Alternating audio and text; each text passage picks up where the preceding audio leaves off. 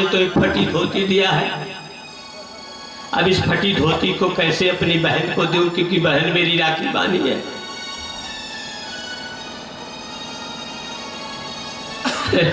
मुड़ी नीचे करते हुए नेत्र से सजल हो रहे थे और ऐसे धोती उठाया, कहा बहन ये मेरी माँ की धोती है, ये तुम ले लो क्योंकि तुमने रक्षाबंधन बांधा है। धोती सीता जी ने लेकर के उसे अपने हृदय से लगा लिया और प्रयागराज से कहा धन्य है तू मेरा भाई, धन्य है। ये है भगत की कृपा, ये है भगत का भाव। तो भगवान को जिस भाव से हम मानेंगे, चाहे जिस भाव से हम मानेंगे, भगवान उस भाव से आपको मिलेगा। भावना अच्छी होनी चाहिए। तो प्रयागदत्त चले गए, उसके बाद राम जी चले गए। प्रयागदत्त वहीं अयोध्या में रहे और प्रयागदत्त के आज भी अयोध्या में आप जाइए तो उनको सब मामा, प्रयाग मामा कहते हैं, मामा प्रयाग अयोध्या में कहते हैं, ऐसा संत का कहना है। उनको सभी कहते हैं मामा जी, मामा जी। तो ये है भगत के भाव। भक्ति बहुत अपने आप में बड़ी कृपा गुरुदेव भगवान की भक्ति बड़े भाव, बड़े अच्छे भाव वाले हैं जिनको भक्ति मिलती। सबको भक्ति नसीब नहीं होती। बहुत लोग चाहते हैं कि मुझको भक्ति मिले, भगवान मिले। कौन नहीं चाहता कि मुझको भगवान ना मिले? सभी चाहते हैं कि हमको भगवान मिले, लेकिन भगवान उसी को मिलता है जिसके ऊपर भगवान कृपा करते हैं। जिसके ऊपर भगवान कृपा कर दे उसको भगवान जरूर मिलते हैं, जरूर मिलते हैं, किसी भी रूप में मिलते हैं। इन शब्दों के साथ दास साहब से निवेदन करता है कि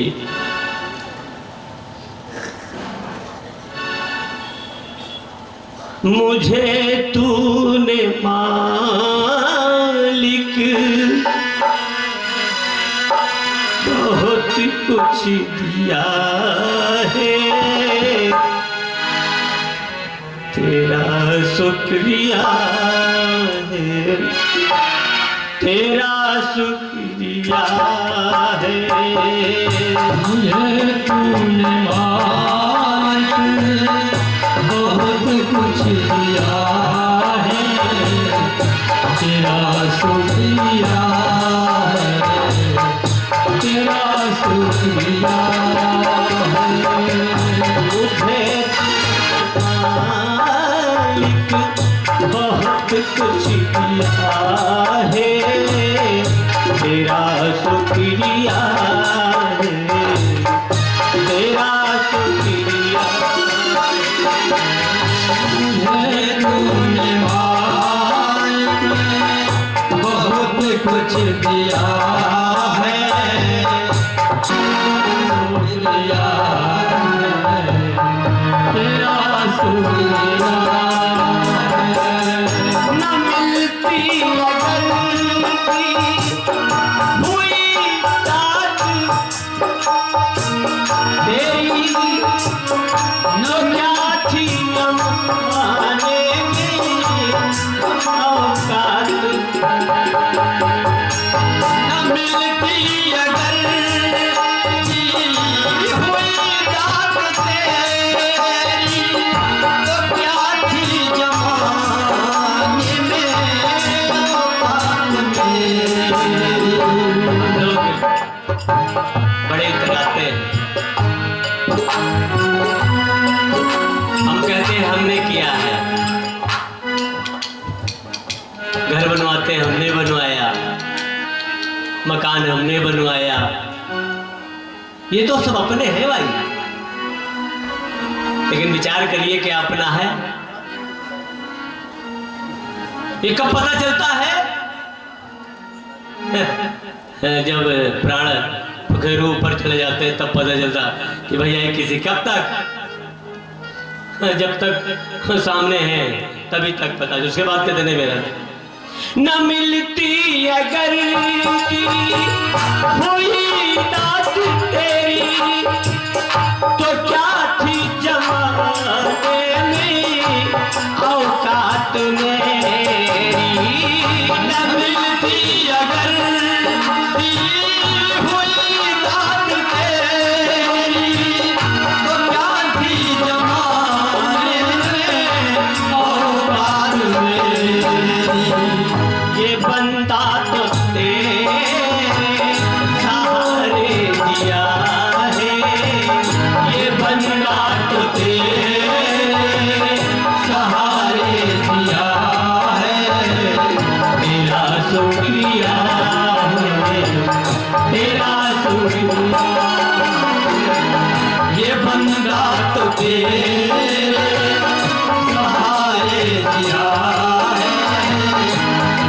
शुक्रिया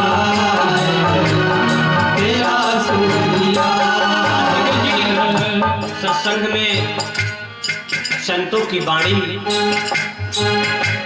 संतों के भाव जरूर एकाग्र होकर के जब यहां सत्संग में आवे तो फिर सब चीज रख के आवे, कुछ लेके ना आवे। कुछ लेके आओगे तो फिर नहीं पाओगे। इसलिए सब कुछ केवल एक रहे साथ।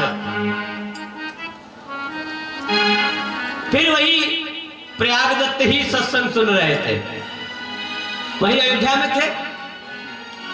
अयोध्या में सत्संग सुन रहे थे तो कथा में आया कि राम जी वन चले गए। तो प्रयागदत्त ने कहा, उनके नेत्र सजल हो गए, रोने लगे। अरे बताइए आखिर, अरे भाई घर में झगड़ा सभी का होता है। अरे अब राम जी कहाँ गए भाई? तो किसी से पूछा, भाई राम जी कहाँ गए? बोले राम जी वन को चले गए। तो जाके जब कथा समाप्त हुई तो कथावाचक से पूछे, ये बताइए भैया राम जी कहाँ गए? बोले राम जी इस समय चित्रकूट में होंगे। तो प्रयागदास जी महाराज बोले कि हम क्यों ना राम जी के पास चले? ये तो बड़ा गड़बड़ बात है भाई। अच्छा चलो भाई, राम जी को वन हो गया था, राम जी चले गए, लेकिन मेरी बहन को क्यों ले गए? राम जी गए, अच्छा चलो भाई, घर में झगड़ा सभी को होता रहता है। अरे झगड़ा हुआ, थोड़ा आवास में आप पे पंचायत करके समापन कर लेना चाहिए। लेकिन फिर भी झगड़ा आखिर किया है तो अरे बन जा चले गए। अच्छा चलो भाई बन चले गए, तुम चले गए, चलो मेरी बहन को ले गए। अच्छा लक्ष्मण जी काहे चले गए? लक्ष्मण जी को नहीं जाना चाहिए। तो उसने प्रयागदास जी ने कहा कि ऐसा करो, हम चलते हैं चित्रकूट। तो कभी कभी जहां भंडारा में जाते थे भजन प्रसाद कर लेते थे, कभी भिक्षाटन नहीं करते थे। तो बोले राम जी बन गए होंगे, बेचारे बिना जूता चप्पल के, बिना कपड़े के, बिना वस्त्र के मेरी बहन बन गई होगी। लक्ष्मण जी साथ में गए होंगे, तो हम क्या करें, क्यों ना ऐसा करें कि हम खुद भिक्षाटन कर ले, उनके लिए जूता ले लें, वस्त्र ले लें।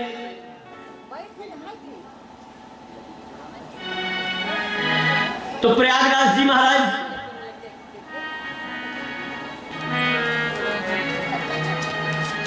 भिक्षाटन किया। भिक्षा, अब बोले भैया भिक्षा काहे मांग रहे हो भाई? बोले भिक्षा मांग रहे हैं, मेरे सीताराम जी चित्रकूट में अयोध्या छोड़ करके गुस्सा करके चले गए हैं, 14 वर्ष वन के लिए चले गए हैं, तो मैं क्यों ना थोड़ा उनके वस्त्रोस्त को व्यवस्था कर लूं।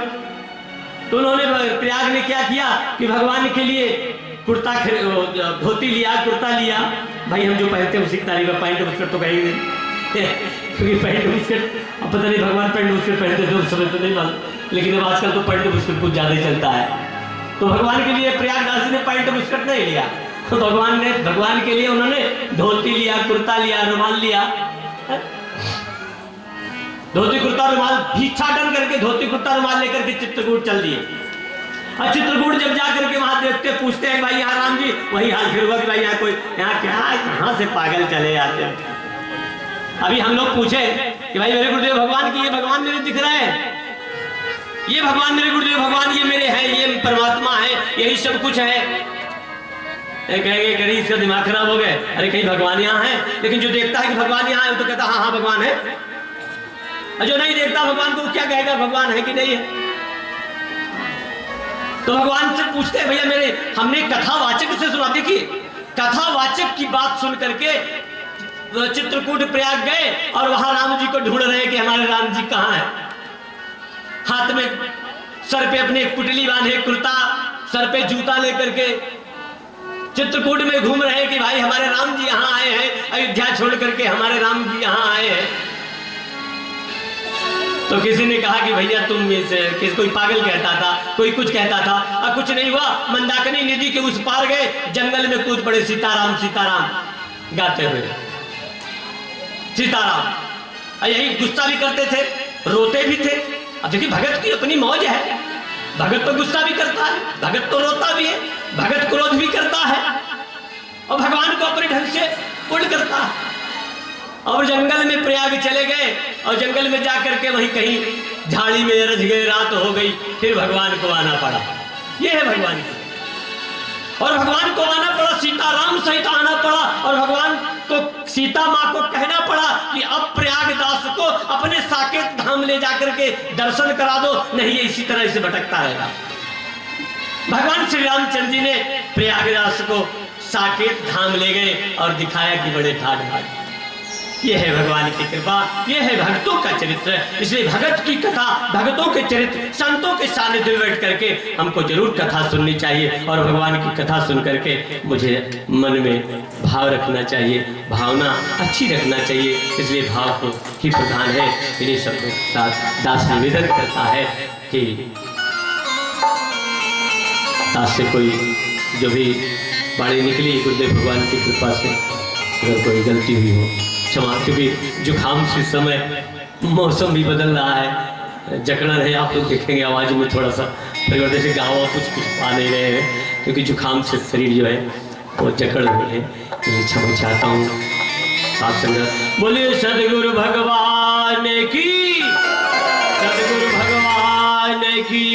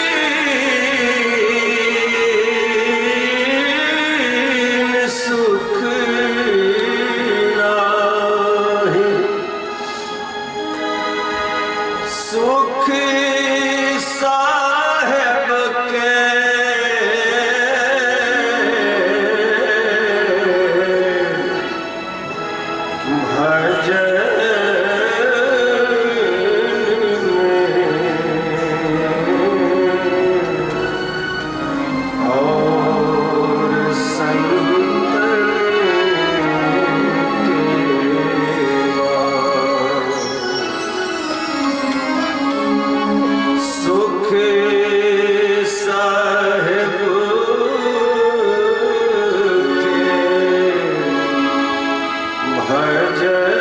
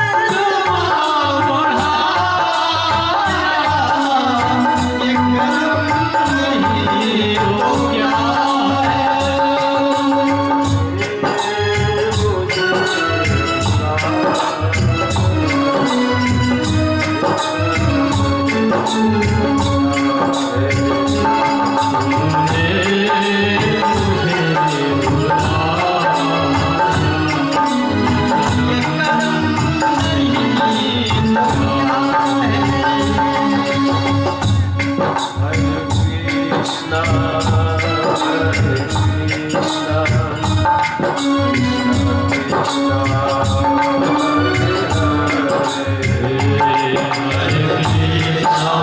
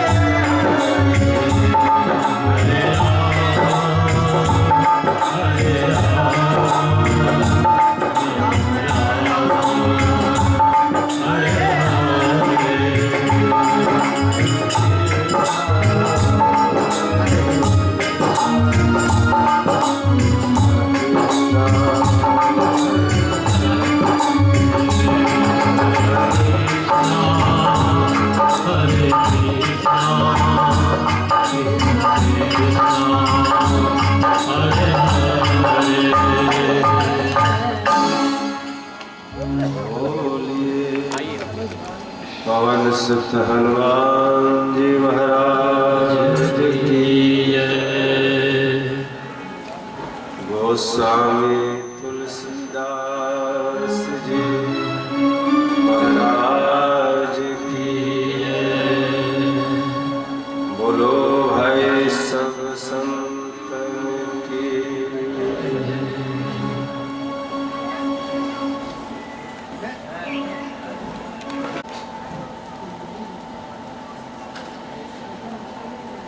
सभी भगवत प्रेमी भाई बहन दूर दराज से चल करके आए, तमाम भाई बहन और बिहार, मध्य प्रदेश, राजस्थान या उत्तर प्रदेश के कई जिलों से यहाँ पर पधारे।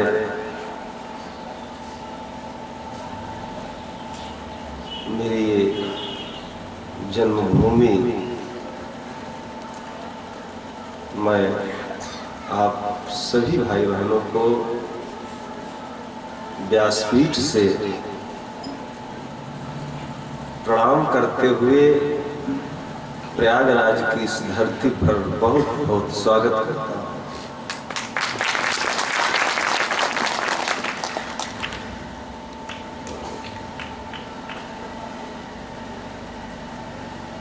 एक देसी कहावत है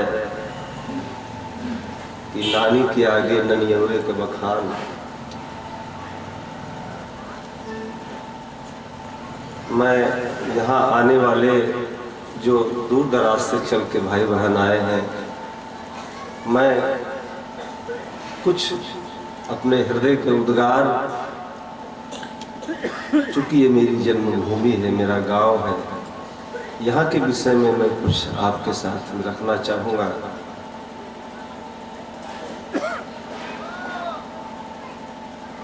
सर्वप्रथम तो मैं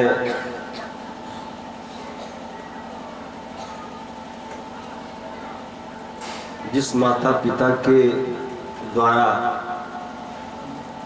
इस संसार में आया हूँ, सर्वप्रथम मैं मेरे माता पिता को प्रणाम करता हूँ।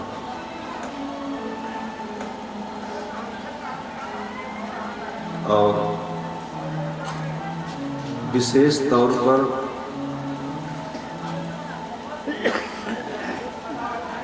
मैं मेरी माँ के चरणों में आज के इस भगवत कथा का फूल श्रद्धा रूप में अर्पण करता हूँ, क्योंकि आज का ये जो कार्यक्रम है उसकी एक जो रूपरेखा, उसका जो एक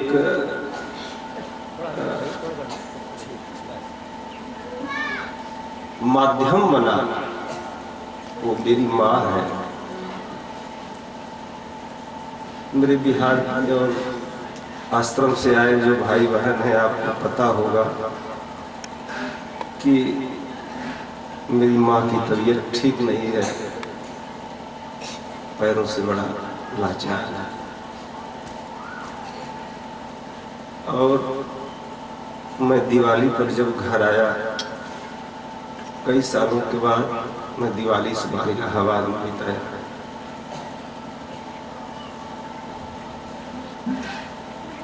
तो अम्मा ने कहा कि बातचीत हो रही थी तो मैंने कहा कि मेरी इच्छा है कि मेरे घर में कोई और शुभ कार्यक्रम, शादी ब्याह के विषय में कुछ हो, उसके पहले मेरी इच्छा है कि मेरे घर पर सत्संग 10 ही आदमी आवे, लेकिन सत्संग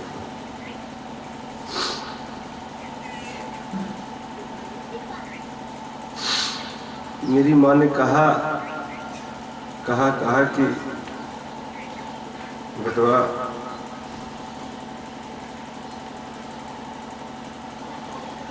हमारे दिल में कई महीनों से, कई सालों से ये बात एक आग के गोले की तरह उठ रही थी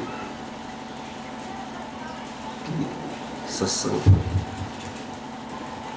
जो 10 लोग आवे, सब लोग प्रसाद खाएं, जो रोटी भुजिया सब्जी है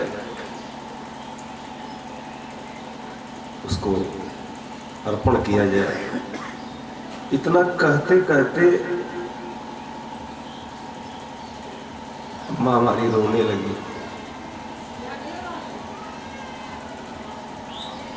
और गुरु कृपा से मुझे बहुत दर्द हुआ। उसकी बीमारी से मुझे जितना दर्द नहीं था धर्मेंद्र भैया,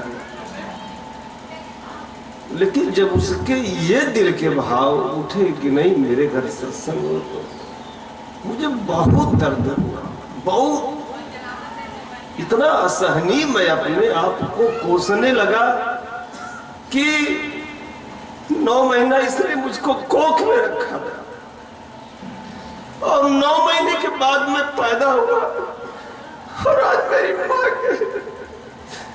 माँ के दिल में ये बात है कि सत्संग हो, मैं सत्संग नहीं मैं करवा पा। मैंने कहा सब कुछ पीछे होगा लेकिन सत्संग पहले होगा,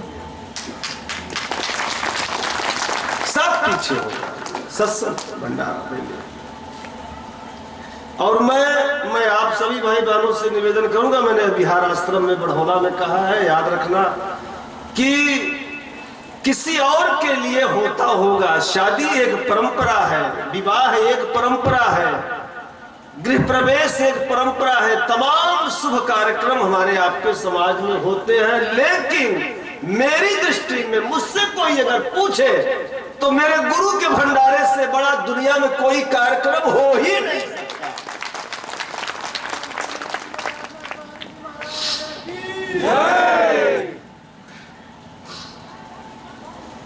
क्योंकि मेरे लिए ये महामहोत्सव है और आज मैं अपने बैरागी का गुणगान करने के लिए बेनीपुर की धरती पर यह पहला समागम है। क्यों? क्योंकि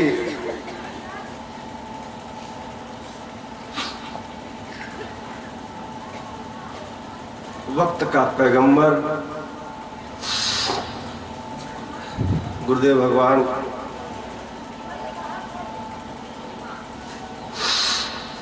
कभी नर रूप में मेरे इस गांव की गलियों में घूमे और मेरे लिए एक फकीर की जहां कदम पड़ते हैं मेरे लिए वो मिट्टी चंदन के समान है। ये मेरी व्यक्तिगत श्रद्धा का सवाल है, मेरी व्यक्तिगत श्रद्धा का सवाल है।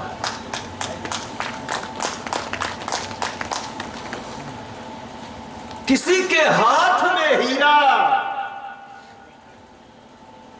और किसी के कान में हीरा,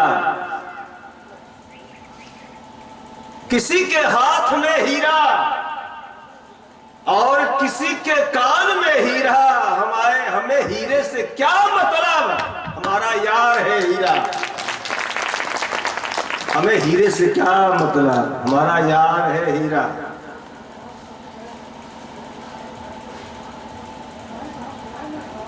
क्योंकि एक मुरीद की नजर में उसके पीर से बढ़कर के कुछ नहीं है।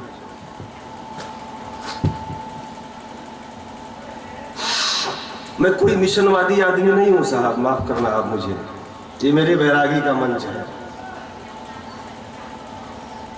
पूरी दुनिया मेरा परिवार है। कोई किसी भी मत का मानने वाला हो, कोई किसी संप्रदाय का हो, किसी भी मिशन का हो, मेरे यहाँ आदरणीय हमारे परमहंस भैया, आप चंदौली जनपद से, गायत्री परिवार से आप पधारे। मैं कभी कभी विनोद में, बढ़ौना में कहता हूं कि आप किसी को भी मानने वाले हो यार, मैं तुमको मानता हूं। आप किसी को मानने वाले हो, क्या मतलब? क्यों? क्योंकि धार्मिक दृष्टिकोण से संकीर्णता हो सकती है, लेकिन अध्यात्म में संकीर्णता नहीं होती। अध्यात्म में अगर संकीर्णता के भाव है तो अध्यात्म नहीं है। मैं तमाम भाई बहन जो बढ़ौना, बिहार, चंदौली, जहां से भी है, सबको पता है कि मैं मंच से फिल्मों की लाइनें गाता हूं। कल शाम को यहाँ पर एक भजन संध्या का कार्यक्रम हुआ और खूब आनंद आया। मेरे लिए एक फिल्म की पंक्ति भी किसी भजन से कम नहीं है। क्यों? क्योंकि मैं इस पक्ष का मानने वाला आदमी हूं कि शुभ बातें कहीं से भी मिल जाए उसको ले लो,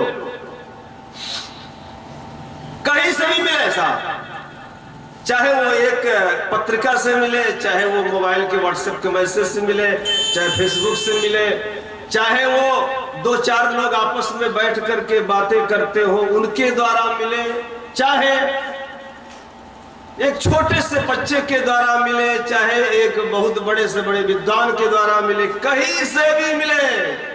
नमोस्तुते व्यास विशाल बुद्धि, इसीलिए इसका नाम व्यासपीठ है, मंच नहीं है साहब। और याद रखना, मैं निवेदन करूंगा, दुनिया में शंकराचार्य की पीठ होगी, दुनिया में निम्बार्काचार्य की पीठ होगी, दुनिया में बड़े बड़े धर्माचार्यों की पीठ होगी, लेकिन व्यासपीठ से बढ़ के दुनिया में कोई पीठ नहीं है साहब। इसीलिए इसका नाम व्यासपीठ है, क्योंकि यहां जो आता है वो सबका कबूल है, सबका स्वागत है, सबका सत्कार है। तो मेरी माँ ने कहा कि सत्संग हो। मैंने कहा अम्मा बिल्कुल सत्संग। मेरे दिल में था कि फरवरी मार्च के महीने में थोड़ा ठंडक कम होगा तो किया जाएगा, लेकिन मुझे गुरुदेव भगवान का एक सूत्र याद आया तुरंत। ऐसा एक मैं बात में निवेदन करूंगा, आज के दौर में गुरु परंपरा को बहुत लोग अपने अपने ढंग से देखते हैं, वो अपनी अपनी सोच है, उसमें मुझे नहीं जाना है ना, मैं उसका मैं कोई ताल्लुक है। लेकिन एक बात मैं जरूर कहूंगा कि जिसको दुनिया में कोई एक गुरु मिल गया हो, जिसको दुनिया में कोई एक फकीर मिल गया हो, जिसको दुनिया में कोई एक कलंदर मिल गया हो, जिसको दुनिया में कोई हाथ पकड़ के चलाने वाला मिल गया हो, तो मेरी नजर में उसके समान दुनिया में कोई अमीर है ही नहीं, कोई अमीर नहीं है। और मैं ये भी महसूस करता हूं मेरे गुरु की कृपा से कि अगर मुरीद हम है, आश्रित है, तो उसकी परम छाया हमको चारों ओर से कवर किए होती है, घेरे रहते हैं। और कभी कभी तो वचनों के रूप में वो बिल्कुल इंडिकेशन होता है, मनोमस्तिष्क में विचार सदगुरु डालता है। तो मुझे तुरंत बाबा जी का एक सूत्र याद आया। गुरुदेव भगवान ने कहा था, बोले बेटा कोई शुभ काम करने का जब भी दिल में अगर भाव उठ जाए तो एक बात याद रखना, दुनिया के सब काम पीछे छोड़ करके पहले उसको कर लो। क्यों? कि जो आज तुम्हारे मन में भाव है, जो नशा है, वो 1 घंटे के बाद सलामत रहेगी कि नहीं रहेगी इसका कोई भरोसा नहीं है। तो तुरंत कर लो। मैंने कहा, हमने कहा छोड़ो फरवरी मार्च का चक्कर, करो दिसंबर में। अरे साहब, ये तो एक प्ले हो रहा है, लीला चल रही है, लेकिन सच ये है कि बोले बेहस महेश तब ज्ञानी मूढ़ न को, जहि क्षण रघुपति जस करे, तहि क्षण तैसे।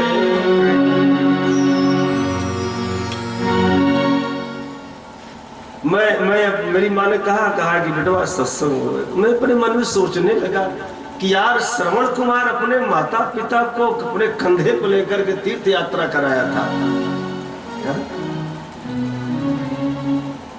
हमारे धर्मेंद्र भैया रामापुर सराय नायक, मैंने अपनी आंखों से देखा है साहब, इन्होंने अपनी माँ की खूब सेवा किया है, खूब। तो मैंने अपने दिल में सोचा कि मेरी पत्नी ने मुझसे कहा सुनो ऐसा है ना कि आप जो है पहले 1 हफ्ते 10 दिन समय लेकर जाओ, पहले अम्मा की सेवा करो। हमने कहा तुम हो ना यार, तुम तो कर रही हो, तो हमारा कौन? बोले कि हमारे अकाउंट में हमारा किया आएगा, तुम्हारे अकाउंट में तुम्हारा किया आएगा, दोनों खाता अलग अलग है।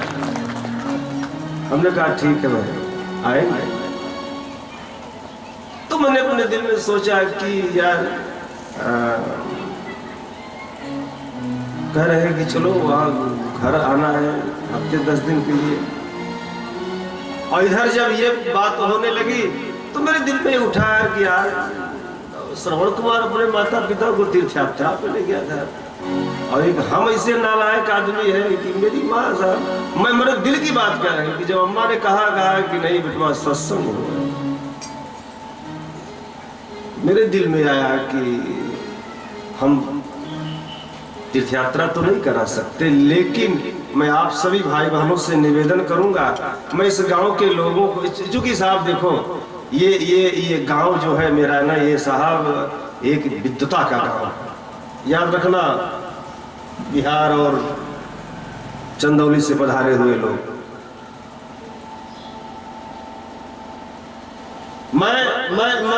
मैं भूल गया, मैं आगे बढ़ूं इसके पहले सर्वप्रथम मैं चाहूंगा कि अध्यात्म की ABCD जहां से, जिस विद्यालय से मैंने शुरू किया, सर्वप्रथम मेरी नजर में इस गांव के एक संत जो है, आज तो दिवंगत ब्रह्मलीन हो गए, बाबा बलराज जी महाराज को मैं व्यासपीठ से प्रणाम करना चाहूंगा।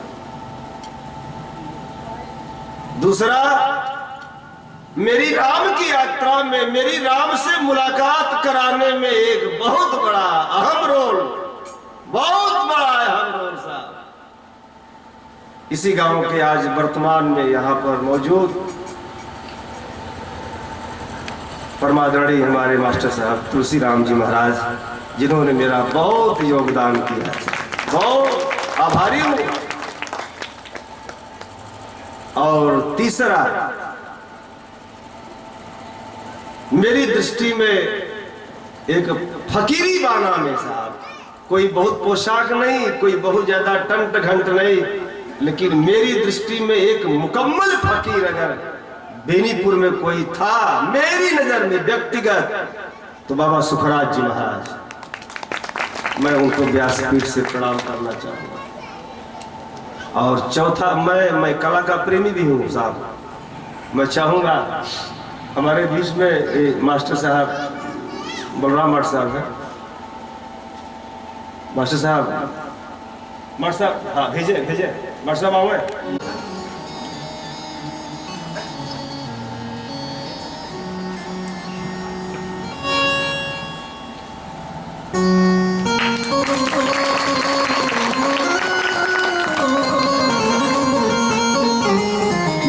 मेरे गुरु है साहब, 20 रुपए ट्यूशन की फीस मास्टर साहब उस जमाने में।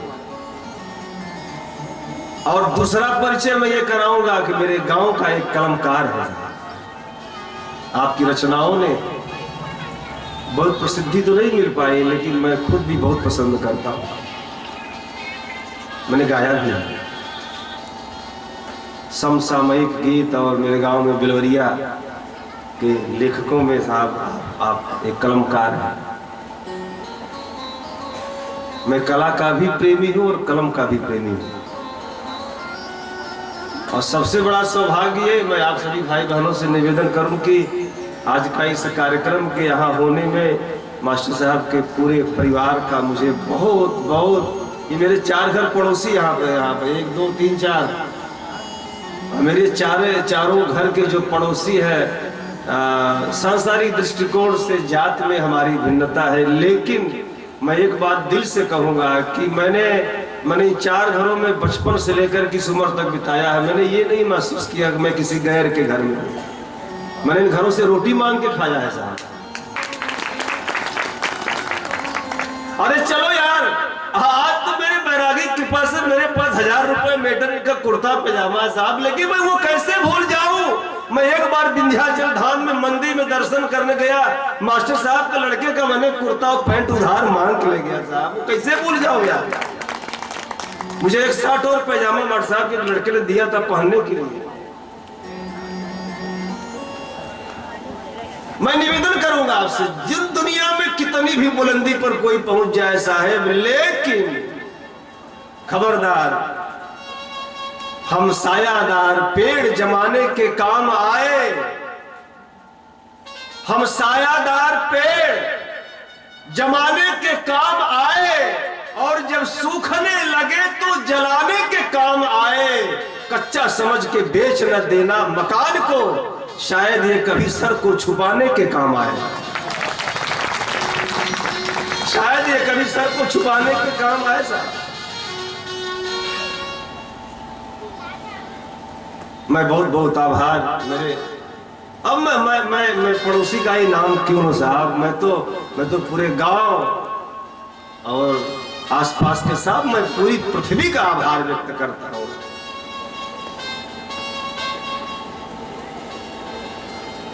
मेरे घर में मैं व्यासपीठ से कह रहा हूं साहब, मेरे घर में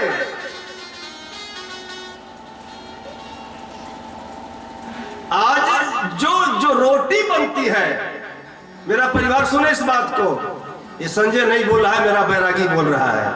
और साधु जब दुनिया में आता है तो इंडिकेशन जरूर देता है। मेरे घर में, मेरे परिवार में जो रोटी बनती है, मेरे परिवार के लोगों के जिस्म पे जो कपड़े हैं, वो किसी के पसीने की कमाई नहीं है, वो मेरे बैरागी का गिरा हुआ जूठन है। मेरे बैरागी ने जूठ गिराया है। और समागम साहब, हम जैसों की औकात नहीं है, कर ले। और दुनिया में किसी माई के लाल की ताकत नहीं है, समागम कर ले। क्यों? मैं नहीं कहता, मेरा तुलसी कहता है।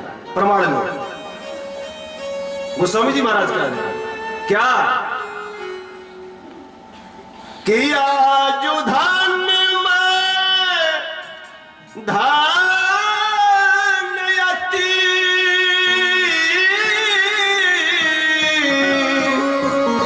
यद्यपि सब विधि निज जन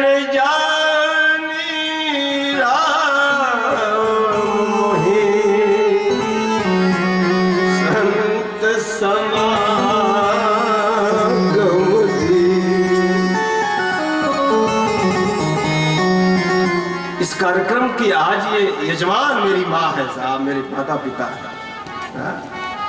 उसको कोई व्यासपीठ नहीं साहब। इस संसार में, इस दुनिया में कलिपावना अवतार के रूप में पधारे राजापुर चित्रकूट की धरती पर गोस्वामी तुलसीदास जी महाराज ने मानस में लिखा है क्या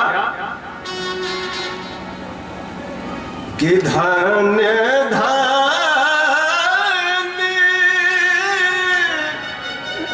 गिरिराज कुमारी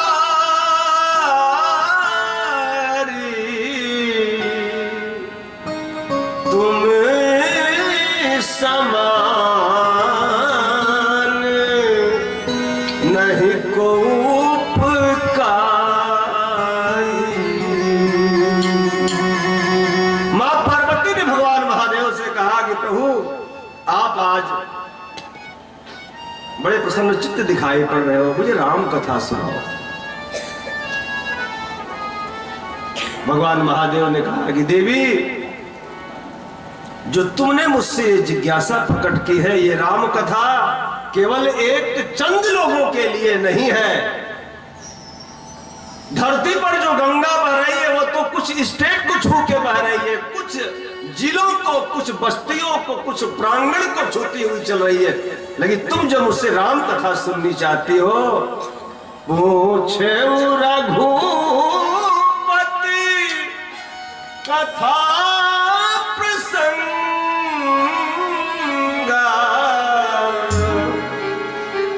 सकल लोक जग पावनी गंगा।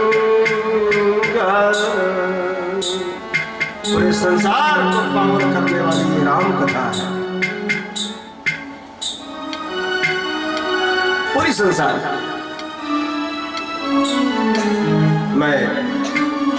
मैं तो यहां तक कहूंगा, अतिशयोक्ति न लगे साहब, लेकिन इतना तो कहने का मुझे हक है क्योंकि मैं इस कोख से पैदा हुआ हूं। मैं इस कोख से पैदा हुआ हूं। ये भेजना न भेजना ये तो अल्लाह की मर्जी है, लेकिन इतना तो मुझे कहने का हक है। इतने दिनों से मैं मेरे गुरु को गा रहा हूं, इतना तो मुझे हक है साहब, इतना तो कहने का हक है कि हे गुरुदेव भगवान, जिंदगी में अच्छा तो कुछ नहीं कर पाया साहब, लेकिन सुना है कि तेरा एक नाम करुणा निधान है। मैंने सुना है कि तेरा एक नाम दया का सिंधु है। मैंने सुना है दुनिया तुझे दाता कहती है, लेकिन मुझे भी मांगने का हक है। अगर फिर कभी दुनिया में आने का मौका मिले तो मैं सुशीला माँ की कोख से पैदा हूं। मुझे मेरी माँ का वही कोख पसंद है साहब। मैं फिर एक बार आऊं। क्यों? क्योंकि मेरी माँ ने मुझे बाप का भी प्यार दिया है, माँ का भी प्यार दिया है। और इतना ही नहीं, मुझे दुनियावी की बातें भी बताई, समाज में कैसे उठना है, कैसे बैठना है, कैसे चलना है, कैसे बोलना है, कैसे खाना है। तो अगर और तमाम कोई भी शुभ अगर आयोजन होते हैं तो उसका एक फल भी होता है। हालांकि मैं फल की कामना में वाला आदमी नहीं हूं। तो किसी काम को कोई शुभ आयोजन होता है तो उसका एक हमारे यहाँ शास्त्रीय विधान है, फल जरूर मिलता है।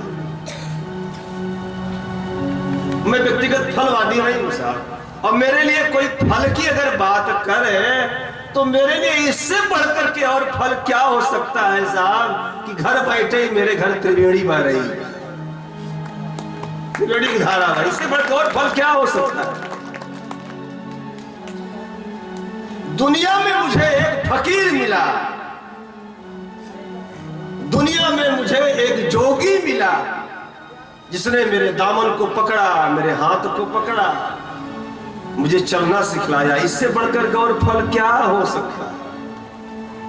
फिर भी फल का विधान है तो मैं चाहूंगा कि अगर फल का विधान है अल्लाह तेरी अगर इबादत गाह में हो तो उस फल के रूप में मैं इतना ही तुझसे दरख्वास्त कर रहा हूं, अर्जी कर रहा हूं, मांग नहीं रहा हूं, अर्जी कर रहा हूं कि कम से कम मेरी माँ को इस लायक तो बना दे कि कम से कम कहीं भगवत कथा हो उसको हम साथ में लेकर के चल तो सके, कहीं जाना हो मेरे साथ चले तो।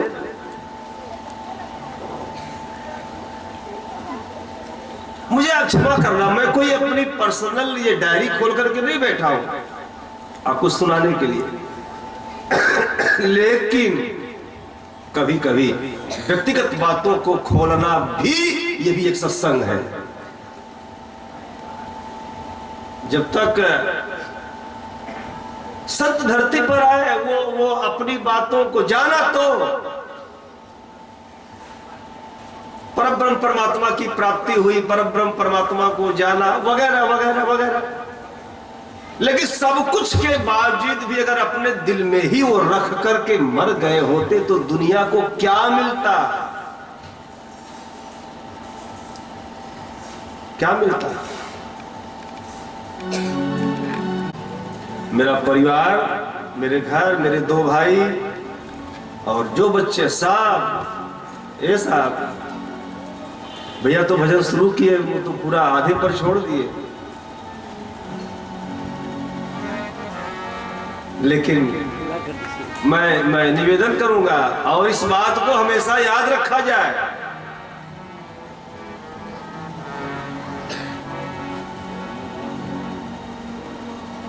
मुझे मुझे मुझे कोई कामना नहीं साहब, मुझे कोई मांग नहीं है। दुनिया के लोगों से क्या मांगू साहब? मेरे दाता ने मुझको मांगने के लायक छोड़ा ही नहीं यार। हा? उसने देखते ही दुआओं से भर दिया मुझे, उसने देखते ही दुआओं से भर दिया मुझे। अभी तो मैंने सजदा भी नहीं किया था, अभी तो मैंने दामन भी नहीं फैलाया था, उसने भर दिया साहब। इसलिए आज का ये जो भगवत कथा का ये कार्यक्रम है,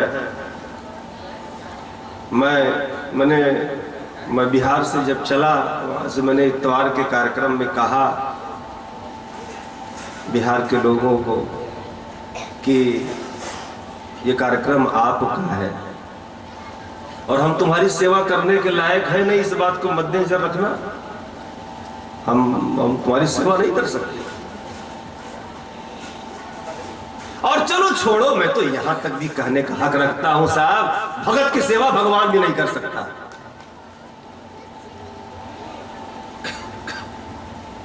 भगत की सेवा भगवान भी नहीं कर सकता साहब। एक बार हनुमान जी महाराज ने भगवान राम से कहा कि प्रभु सुनो, दुनिया में आप सब काम कर सकते हो, एक काम तुम भी नहीं कर सकते।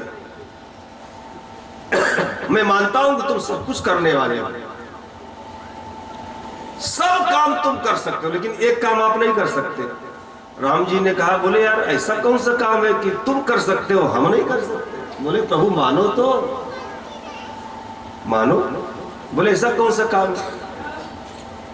तो हनुमान जी महाराज ने कहा, प्रभु मैं बाअदब बोल सकता हूं कि बोलिए सियावर रामचंद्र भगवान की। आप नहीं बोल सकते, आप नहीं बोल सकते।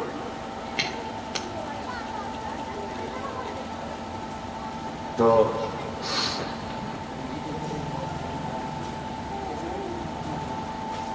क्योंकि तात्विक दृष्टिकोण से देखा जाए तो जो भगत है वही भगवान है, जो भगत भगवान है वही भगत है, नाम भिन्न भिन्न है।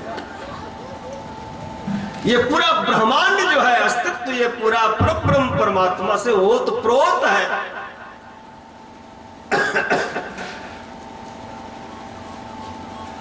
मैं तो अपना अनुभव कहूंगा गुरु कृपा से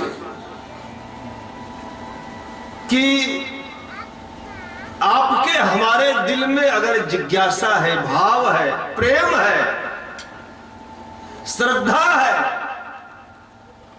और हृदय से अगर मांग है, तो तुम्हें कभी भी किसी सदगुरु, किसी गुरु, किसी पीर, किसी फकीर के पास जाना नहीं पड़ेगा, वो तुम्हारे पास चल के आएगा।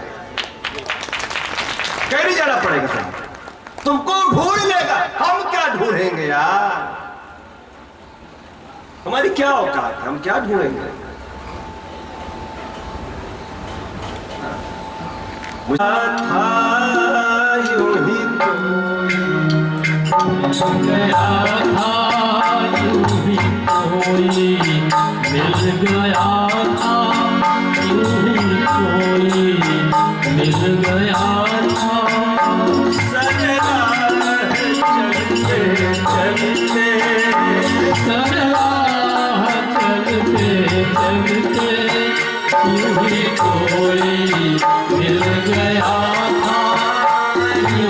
कोई मिल गया था, चला है चलते चलते, यूं ही चलते कोई मिल जाएगा। जीवन के किस ऐसा हम रहने वाले बेनीपुर के और बैरागी बाबा की जन्मभूमि अकबरपुर टांडा सरैया, कर्मभूमि कानपुर तपोभूमि बिहार। अब बड़ी मजे की बात है तो देखो कि जन्मभूमि सरैया, कर्मभूमि कानपुर तपोभूमि बिहार और शरीर छोड़ा इलाहाबाद में, प्रयागराज की धरती में।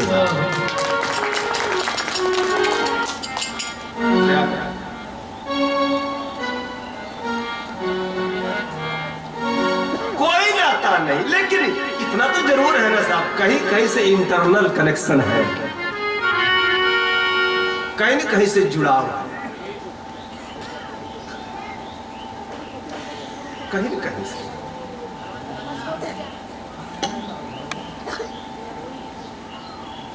प्रभु की राह में भगवान के नक्शे पा पे अगर चलने का हमें सद्भाग्य मिले तो ये हमारा परम भाग्य है, मेरा परम भाग्य है। मैं कभी कभी लोग कहते हैं कि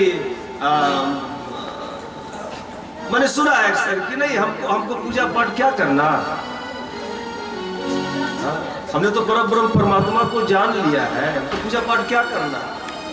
तो इतने लोग बैठे हैं, मैं आपसे जवाब चाहूंगा, आप मुझे जवाब देना। और मैं जानता हूं कि यहाँ जितने भी विद्वत समाज के लोग बैठे सब पढ़े लिखे हैं साहब। हम तो हाई स्कूल में 3 विषय खेल रहे हैं।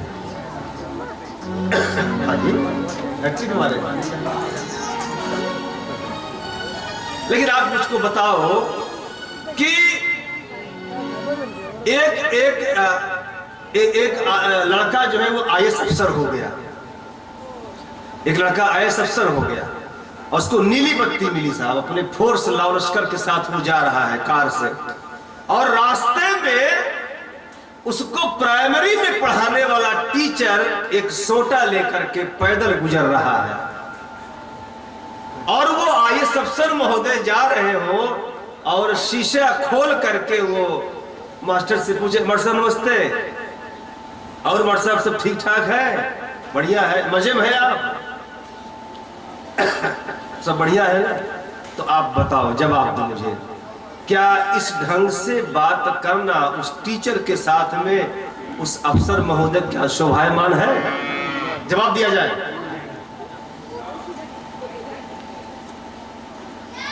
सभ्य समाज इसको मान्य नहीं करेगा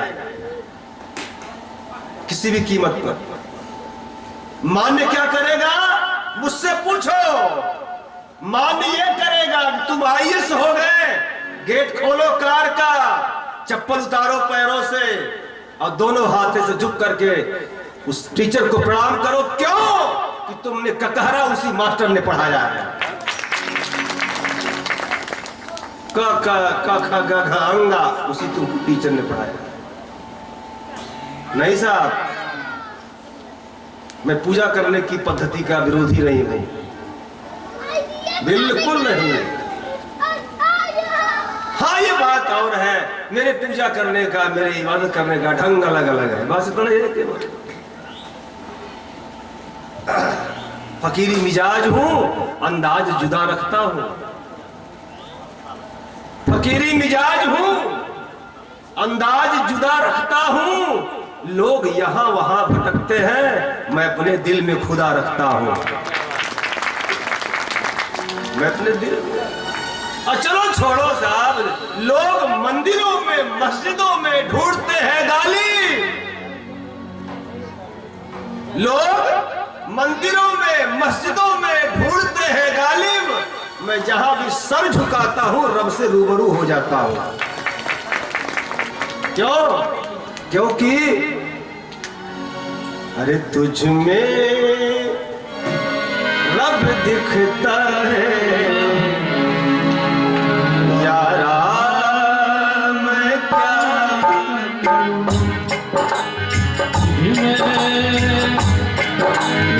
दिखता है यारा मैं क्या करूं। अब ये तो फिल्म वालों ने चुरा लिया है इसको, लेकिन मेरे मुझसे पूछो तो शुद्ध भजन है, प्योर भजन। अब इसी बात को गोस्वामी जी ने कन्वर्ट कर दिया। हाँ? सिया राम में सब जग जानी, करहु प्रणाम हरि व्यापक सर्वत्र समान, प्रेम से प्रगट हो प्रेम से प्रगट हो प्रेम से प्रगट हो।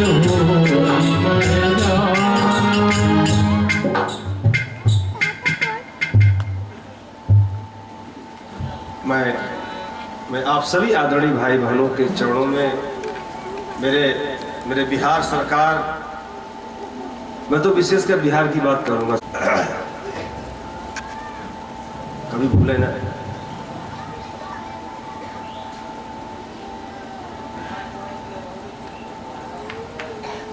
इसलिए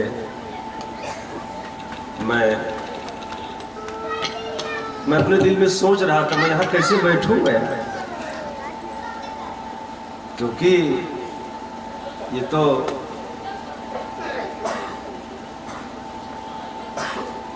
लेकिन मुझे मेरे गुरु के शब्द आया याद कि बेटा, हे अर्जुन तू उठ युद्ध कर, क्योंकि मैंने पहले ही इन सबको अपनी योग माया से मार दिया है। मुझे तुरंत याद आया करने वाला तो मैं तो हाड़ मास का ऐसा काठ का पुतला उल्लू बैठा।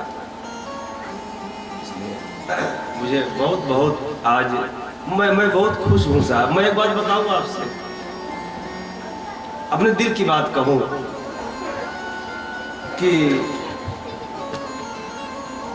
मुझे जीवन में इतनी खुशी तब हुई थी जब मुझे बैरागी नाम का एक फकीर मिला था, पहली बार। और दूसरी बार आज मुझे इस बात की बेइंतहा खुशी है साहब कि आज इतने भाई बहन लोग साहब दूर से चल करके, एक बात मैं निवेदन करूं, आपके पास भले ही बहुत अच्छा मकान हो, आपके पास भगवान ने खूब बढ़िया साहब भौतिक व्यवस्था दिया हो, खूब संपन्नता हो, गेहूं चावल दाल रुपया पैसा घर द्वार गाड़ी घोड़ा सब कुछ हो, सब मुबारक हो, मैं इसका विरोधी नहीं हूं। लेकिन मेरी दृष्टि में अगर आपके दरवाजे पर 4 लोग बैठे ना, अगर आपको उनको एक गिलास पानी पिलाने का सौभाग्य न मिले, आप और हम अगर उनको एक रोटी 2 रोटी न खिला पाए, तो मेरी दृष्टि में फिर वो घर नहीं है साहब, प्रेत का मसान है, प्रेत का घर है। मैंने कहा, मेरे बिहार की माताएं बहन वहां हाल में सब बैठी थी, हमने कहा नाचो गाओ। क्यों गाओ? क्योंकि मेरे घर की एक एक ईंट मांग कर रही है, मुझे हरि कथा सुनाओ, गाओ, सुनाओ। कलिकाल का सबसे लेटेस्ट पूजा की पद्धति, इस घोर कलिकाल का, एक बच्चे का बाप मर गया, एक बच्चे का बाप मर गया और बच्चा कक्षा 3 में पढ़ता था। स्कूल में गया तो टीचर ने कहा अपने बाप से फीस मांग के लाना। बोले अपने बाप से फीस मांग के ले आना।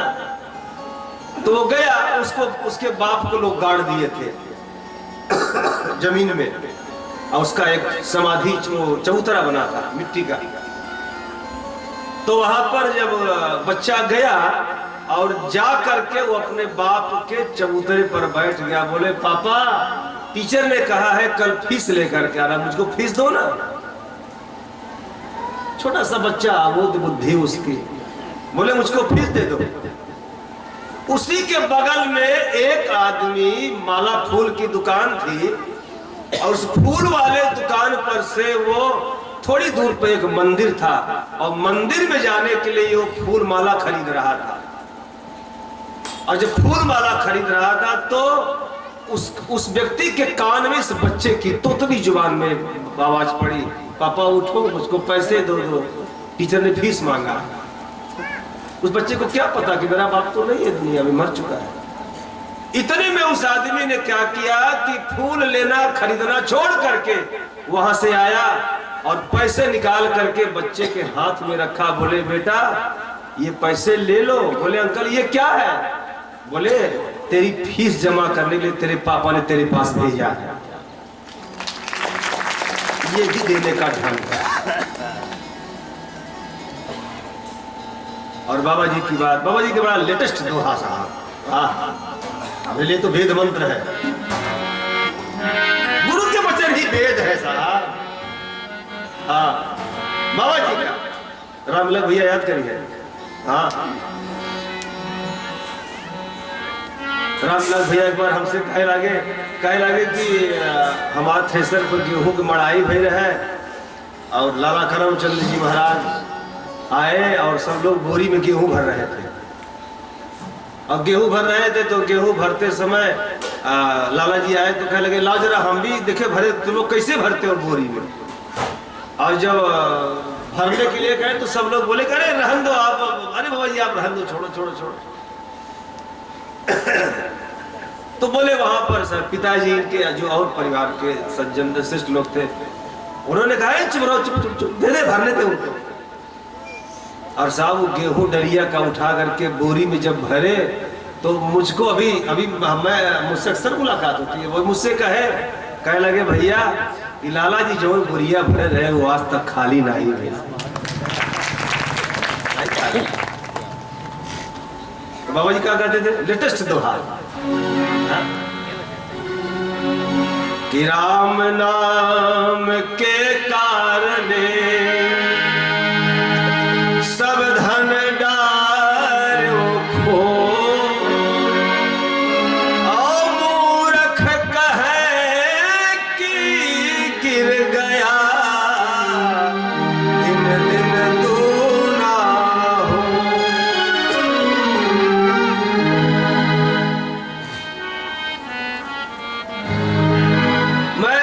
मैं सुबह गया मेरे गांव में, ये हरिजन बस्ती है साहब, मैं गया वहां पे तो मैंने कहा, हमने कहा भैया सुनो आप लोगों को यहाँ की भाषा में भैया आप लोग न्योता मिला है कि नहीं? तो कहने लगे नहीं भैया न्योता मिला। तो हमने कहा कि आप लोग आना सत्संग। हमने कहा ठीक है सत्संग में आना मत आना ओकर चिंता नहीं है, लेकिन प्रसाद खाने के समय जरूर आना, जरूर आना। मेरा ये पक्का मानना है साहब कि जिस भगवत कथा में, जिस छोटे मोटे कार्यक्रम में भी सत्यनारायण का अगर भगवान का कथा जब होता था तो गांव देहात में साहब भोजन जरूर कराते थे।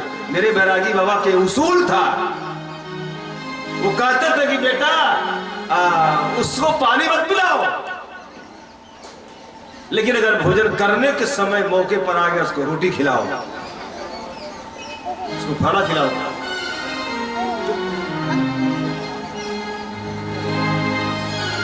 अब तो साहब निवेदन करेंगे,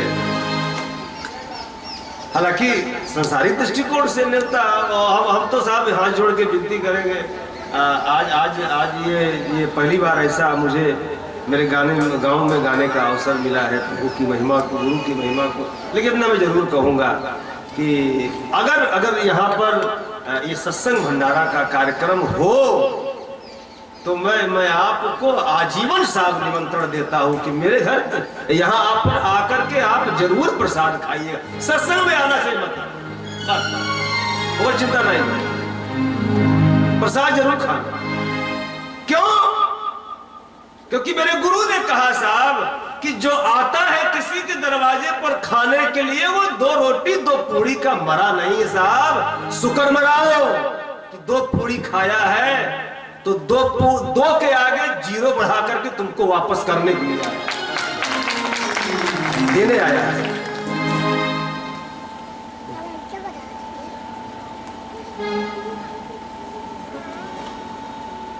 मैं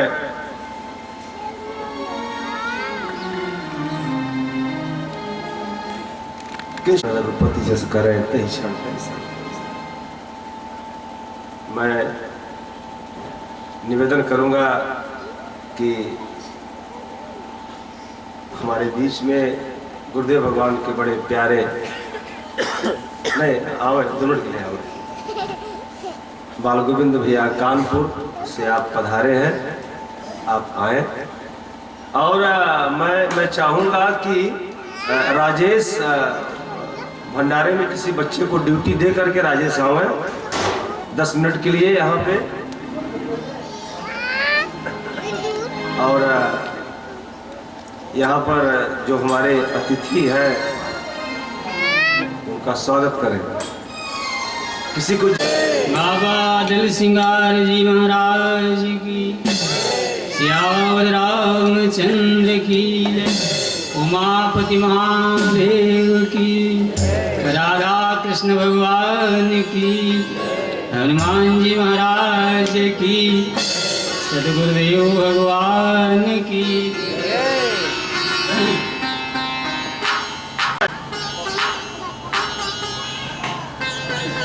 भगवत प्रेमियों, हम कोई वक्ता तो नहीं है, लेकिन गुरुदेव भगवान का आदेश हुआ है मंच के माध्यम से। तो आज जब से हम आप सत्संग में सुबह के ही सत्र से जो सुन रहे हैं, तो इसमें केवल अपने कर्तव्यों के प्रति जो कुछ सीख व्यासपीठ से सिखलाई जा रही है, व्यक्तिगत जीवन की बात तो ये कर रहे थे, लेकिन एक इसके पीछे एक बहुत बड़ा संदेशा हम लोगों को दिया जा रहा है। पूरे मानव मात्र को ये संदेशा दिया जा रहा है कि आज के इस दौर में एक माँ के प्रति, अपने पिता के प्रति, अपने परिवार के प्रति, अपने गांव के प्रति, देश के प्रति जो ये समर्पित वाक्य हम सब सुन रहे थे, इसके पीछे मात्र यही भाव नहीं था कि इनका एक व्यक्तिगत जीवन बोल रहा था। इसी के माध्यम से हमें आपको ये संदेश देना चाह रहे हैं कि आज हर युवा, प्रत्येक व्यक्ति समाज में अपने माँ बाप के प्रति यूं ही अगर समर्पित हो जाए, तो आज जो बड़े बूढ़ों की आंखों में जो आंसू समाज में देखने को मिल रहे हैं, ये समाप्त हो जाएं। जैसा कि ये अपनी माँ के प्रति, माता जी के प्रति बता रहे थे कि उनके मन में ऐसे भाव हैं। एक बेटा अगर वास्तव में अपनी माँ के लिए यूं ही अगर समाज में समर्पित हो जाए, तो आज जो ये समाज का सबसे बड़ा कोड़ है कि हर माँ बाप यही कहता है कि मेरा बेटा कोई बात मानने को राजी नहीं है। आज बहू सास की नहीं मान रही है, बेटा बाप की नहीं मान रहा है, बाप बेटे की नहीं मान रहा है, शिष्य गुरु की नहीं मान रहा है। हर जगह जहाँ देखो तहाँ वही डिबेट चल रही है, केवल एक बहस चल रही है। कोई किसी को सुनना ही नहीं चाह रहा है, केवल अपनी बात सुनाना चाह रहा है। मंच के माध्यम से हम तो निवेदन करेंगे गुरुदेव भगवान के चरणों में कि हम एक अच्छे श्रोता बने, हम केवल सुनना सीखें, सारी समस्या का समाधान हो जाएगा। क्योंकि गुरु एक होता है, शिष्य बहुत से होते हैं। धर्मेंद्र भैया से बात हो रही थी हाईकोर्ट वालों से कि आज हम सब सुनाते ज़्यादा हैं, सुनते कम हैं। लेकिन आज व्यासपीठ के माध्यम से, व्यासपीठ पर विराजमान ये महाहस्ती हम आपको संदेश देना चाह रही है कि हम सब अच्छे श्रोता बने। और एक अच्छा श्रोता ही एक अच्छा भक्त होता है, एक अच्छा शिष्य होता है, एक अच्छा पुत्र होता है, एक अच्छी बहू होती है, एक अच्छी पुत्री होती है। तो आज से 15 दिन पहले कानपुर में समागम था। हमारे मन में एक बहुत बड़ी हसरत थी। गुरुदेव भगवान के चरणों में विनती है कि अगर आदेश हो तो कहें। एक हमारे मन में बड़ा भाव था कि हम भजन सुनेंगे धर्मेंद्र भैया से वहाँ, लेकिन वो हमने संदेशा भी वहाँ व्यासपीठ तक पहुँचाया, लेकिन बात आई गई हो गई। तो कुछ दे तो नहीं सकते हैं, लेकिन हम धर्मेंद्र भैया से आग्रह जरूर करेंगे कि मनवा सतगुरु सतगुरु बोल एक बार हमें जरूर सुनाओ मंच के माध्यम से, प्लीज। हम बहुत हुआ है, क्योंकि हमने एक चीज बिहार में सीखा है, और यहाँ तो नहीं सीखा, बिहार में सीखा है। और बिहार के साथ साथ हम मिर्जापुर में भी गए हैं, और भी तमाम कई प्रोग्राम हुआ था, वहाँ भी गए। वहाँ मैं एक चीज देखा कि अगर गद्दी की से एक आवाज आती है, एक भी शब्द गद्दी से अगर आया, तो कोई महापुरुष ऐसा नहीं है जो उस वाणी को सहक्षरता जो है उसका पालन न करे। हम लोग के यहाँ होता है कभी कभी, अरे भाई यार, अरे छोड़ो यार, काहे मतलब जैसे कोई बुलाया कि अरे आप आइए भाई साहब, तो लगा अरे यार काहे बुला रहे हो। तो लेकिन नहीं, मैंने देखा कि वहाँ पर जो, तो ये इसलिए मुझे डर भी लगता है कि नहीं, अगर गुरु की कृपा है, अगर महापुरुषों का अगर आदेश है तो इसे मानना बहुत जरूरी है। तो जैसे सरकार कह रहे हैं कि बुजुर्गों की बड़ी अपनी एक वो होता है, उसी के क्रम में मैंने जब माता जी के विषय में बताया, और वो जो 3 माल्यवंत और जामवंत जी और सुमंत जी जो एक ही सम्मान के, तो उसी में एक कड़ी मुझे याद आई कि एक बुजुर्गवार थे, ट्रेन में जा रहे थे, बुजुर्ग थे, ट्रेन में जा रहे थे। तो उस ट्रेन में 10-15 लड़के आके बैठ गए। तो उन्होंने, भाई लड़के तो नाम है, भाई नाम का असर बहुत पड़ता है। अब बुजुर्ग बैठे थे, लेकिन जो लड़के थे जो 10-15-20 आकर के बैठ गए, अब उनका नाम है लड़का।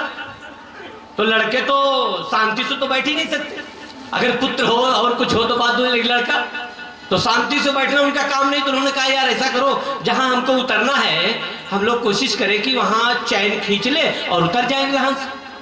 तो किसी ने कहा अरे यार, अगर तुम चैन खींच लोगे तो वो टीटी आएगा, पकड़ेगा, जेल में बंद कर देगा। बोले ऐसा करो, हम लोग सब कोई 20 लोग हैं, पैसा इकट्ठा कर लेते हैं, और जब टीटी आएगा तो पैसा उसको दे देंगे। तो सब ले 20 लड़कों ने क्या किया, अब एक बुजुर्गवार देख रहे हैं, तो 20 लड़कों ने क्या किया, कोई 5 रुपए, कोई 10 रुपए, कोई 100 रुपए, कोई 50 रुपए, ऐसे करके इकट्ठा कर लिया 2000 रुपया कि चलो भाई अब तो वो तो होता है ना चैन खींचो, अगर टीटी आएगा तो उसको 200 रुपया दे देंगे, वो 2000 दे देंगे, आप लोगों को छोड़ देगा। तो जब वो 2000 रुपया अपने जेब में रखा, और रखने के बाद जो बच्चा थोड़ा चालू था, उसने कहा यार क्या जरूरत है 2000 रुपये खर्चा करने की, अरे हम लोग 20 लोग हैं और ये बुढ़ा अकेले हैं, चलो चैन खींचते हैं, और जब टीटी आएगा तो ये बुढ़े को लगा देंगे कि यही बुढ़ा खींचा है। तो बड़े चक्कर में बुढ़ा फंसा। बुढ़ा हाथ जोड़ के कहा भैया आखिर मैंने आपका क्या बिगाड़ा है, काहे मेरे को लगाओगे भैया, काहे मेरे को जेल भेजोगे। तो उन्होंने कहा लड़के तो हंस लिए। अब आजकल बुजुर्गवार को तो अगर कोई बुजुर्गवार गाली देती हो, जैसे मेरे गांव में एक बुढ़िया थी, वो बहुत गाली बकती थी, तो हम लोग क्या करते थे, छोटे छोटे थे तो गाय का गोबर लेते थे और भोरी में उठ करके गाय के गोबर उसके दरवाजे पर रख, उसी पर राखी डाल देते थे और राखी डाल के बगल बगल पानी अड़ा देते थे। और जब सवेरे वो बुढ़िया उठती थी तो शुरू हो जाए फिर रामायण, 1-8 लाख गाली तो दे ही देती थी। तो बुजुर्गवार ने हाथ जोड़ा, कहा भैया आखिर मैंने आपका क्या बिगाड़ा है, काहे मेरे को नाम लगाओगे। तो अब लड़के हंस लिए। अब जब वो चैन खींचे और गाड़ी रुक गई, चैन खींचने के बाद तो लड़के टीटी आया, भाई किसने खींचा, तो सारे लड़कों ने मिलकर के कह दिया इस बुढ़े ने खींचा। अब भाई जहां 20, अब बुढ़े तो खींचा नहीं, वो महापुरुष भाई बुजुर्गवार, उसने तो चैन खींचा नहीं, खींचा तो लड़कों ने। लेकिन अब जब 20 लोग मिलकर के कह रहे तो बुढ़ा बेचारा हाथ जोड़ेगा, हाँ साहब। तो टीटी ने कहा क्यों, आपको शर्म नहीं आती? आपके बाल दाढ़ी पक गए हैं, आप बुजुर्गवार हैं, आपने चैन खींच लिया, आपको शर्म नहीं लगी? कहा हाँ सरकार, चैन तो मैंने खींचा। तो कहे आपने चैन क्यों खींचा? कहा सरकार इसलिए खींचा क्योंकि मेरे 2000 रुपया था, ये लड़कों ने छीन लिया। बोले इस लड़के ने छीन लिया? बोले सरकार वो देखिए, वो जो लड़का बैठा है उसके पास है 2000 रुपया, देखिए। जब देखेगा भाई देखा तो उसके जेबर में ऊपर 2000 रुपया रखा था। गलती करते तुम लोग बच्चों, तुम्हारा दिमाग खराब है? बुजुर्गवार को जो तुमने जो है खींच, तुम्हें शर्म नहीं आती? एक बुजुर्गवार को तुमने पैसा छीन लिया। तो बुढ़ा कहा बेटा देखो ऐसे ही नहीं, दाढ़ी बाल पके हैं। क्या समझते हो? गड़बड़ समझ। अब जब बच्चों को जब खाने ले गए तो बुजुर्गवार मुस्कुरा रहा था। तो बुजुर्गवार को भी अपनी बड़ी एक बुजुर्ग की बात को इग्नोर नहीं करना चाहिए। बुजुर्गों का आज का दिन, मैं तो एक निवेदन करूंगा, एक निवेदन सरकार से किया था, क्षमा करिएगा, एक निवेदन किया था कि बिहार की से महीने में आप 2-4-10 दिन उत्तर प्रदेश में और घर भी आ जाया करें, हम निवेदन किया था। और दूसरा निवेदन आज करने को मन कह रहा है कि साल भर में एक बार यहाँ सत्संग जरूर ऐसे कर दिया करिएगा, ये निवेदन। जब अगर माता जी या पिताजी जब तक जीवित हैं, हम चाहेंगे सरकार कि साल भर में एक बार ये अवसर निवेदन करूंगा कि हर साल ये दिन आवे तो बंदे सतगुरु बोल, तेरा क्या लागे रे मोल। बंदे सतगुरु बोल, तेरा क्या लागे रे मोल। बंदे सतगुरु बोल, तेरा क्या लागे रे मोल। बंदे सतगुरु बोल,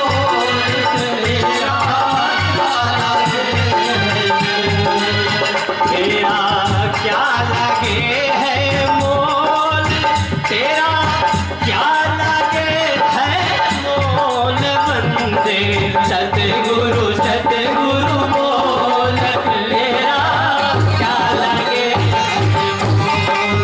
बंदे सतगुरु बोल,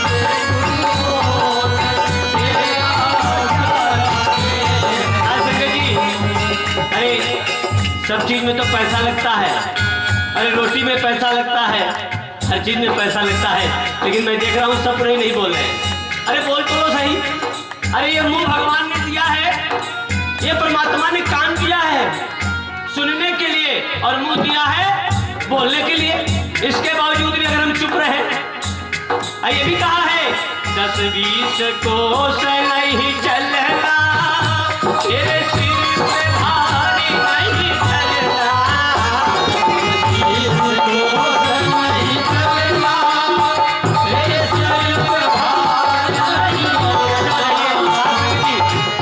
क्या कहीं बोलने के लिए कुछ करना पड़ता है या बोलना पड़ रहा है, या मुंह सर पे भारी है? कुछ नहीं है। अरे बोलो तो सही, और जब बोलोगे तो वही बन जाओगे। बोलो तो सही। 10-20 कोस नहीं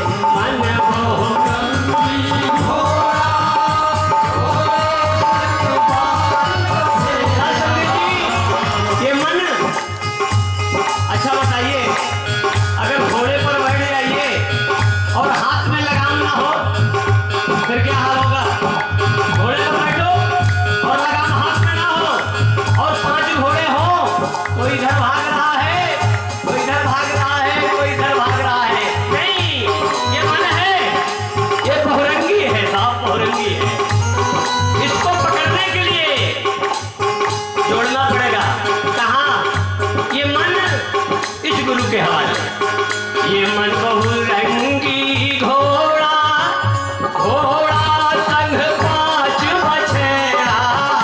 ये मन बहुरंगी घोड़ा, घोड़े संग पांच बछड़ा। क्या है? ये पांचों फिरे लुटेरा। मालूम भैया, हमें तो मालूम नहीं था, आप तो जगाने वाले हो, सब कोई जगह, ये गुरु कृपा है। गुरु बैठता है किसी के हृदय में, और अब जुकाम भरा, बुखार भरा, लेकिन जब इन्होंने एक वो एंटीबायोटिक लगाया, एक इंजेक्शन जब लगाया तो देखिए कैसे अब गाने लगे। अभी तक नहीं गा पा रहे थे, लेकिन नहीं गाए क्यों? क्योंकि कृपा हुई सरकार की,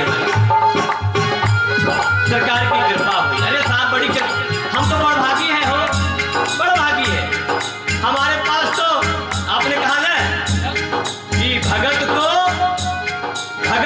भगवान के पास जाना नहीं होता। बैठो और मस्त, अरे भगवान तुम्हारे पास स्वयं आएंगे, और आज भगवान बेनीपुर में आए हैं। और नहीं मानो तो मानो, और तुम नहीं मानोगे, अरे राजस्थान, बिहार, चंदौली, इलाहाबाद, कानपुर, अरे सब तो मान रहे कि मेरा भगवान आया है, और भगवान स्वयं आया है हम लोगों को समझाने।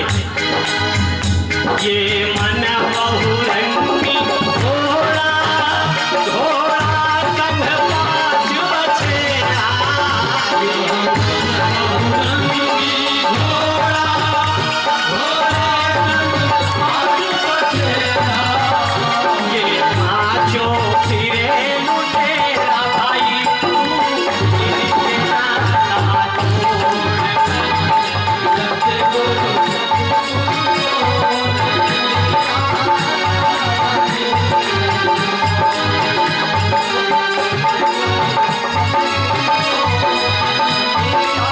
लास्ट लाइन है, नोट करिए। दास ने निवेदन रखा है, क्योंकि दास के पास महीने में या 10 दिन पर, 15 दिन पर जब हम फंसते हैं, जब हम दुखी होते हैं, जब हम घर से थोड़ा से सुभाष भैया थोड़ा आवाज अपनी होनी चाहिए। जब हम व्यथित होते हैं, जब हम दुखी हुए, मान लीजिए पत्नी अगर हल्ला मचाया मेरे ऊपर, बेटे हल्ला मचाया, पड़ोसी भी हल्ला मचाया, हल्ला का मतलब समझो ना, भैया देख क्यों डांटे, जैसे इतना चलाए कि साइकिल आए मेहनत करके, पत्नी कहा क्या कहाँ चलाया है, तो दुखी है यार, इतना मेहनत करके आए, अय्या मेहरारू डांटे पड़ी बैठे। लड़का कहा तो बहुत करके आए यहाँ जानत भाई है? जब खूब व्यथित होते हैं तो फोन आ जाता है, भैया कैसे है? यहाँ जैसे जब से माई हिमाम मरी गई तब से हमारे पीछे पड़ गया हाथ धोए, भैया लगा रहा, लेकिन नहीं कहते संत, जब दुख आवे, अरे जिसको दुख कहते हैं वही सुख है।